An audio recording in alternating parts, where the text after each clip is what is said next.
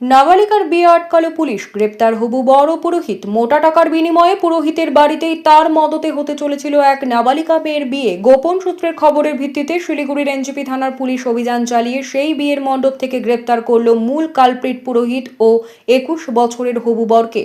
গতকাল গভীর রাতে অম্বিকানগরে পুরোহিত অমৃত গাঙ্গুলি বাড়িতে বসেছিল 16 বছরের নাবালিকার বিয়ের আসরে। হবু বর পীযূষ রায় মাত্র 21 বছরের। এখানে উপস্থিত ছিল নাবালিকা ও হবু বরের পরিবারের লোকজন।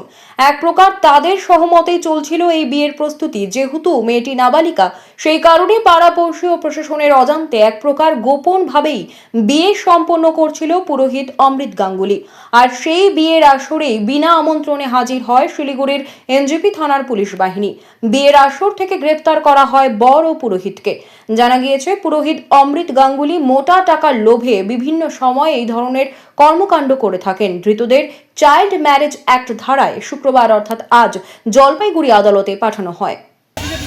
বাচ্চা তো একটাই বার করাইলাম খালি, আমি তো জানি না পঞ্চায়েত বল না, আমরা তো পঞ্চায়েত আর এই ক্লাবের লোক বললো বাড়িতে ওই যে কালী মন্দির আছে তো না না তা যাচ্ছে না না আগে করাই নাই, আমি তো এমনি মানুষের বাড়িতে বিয়ে করাই।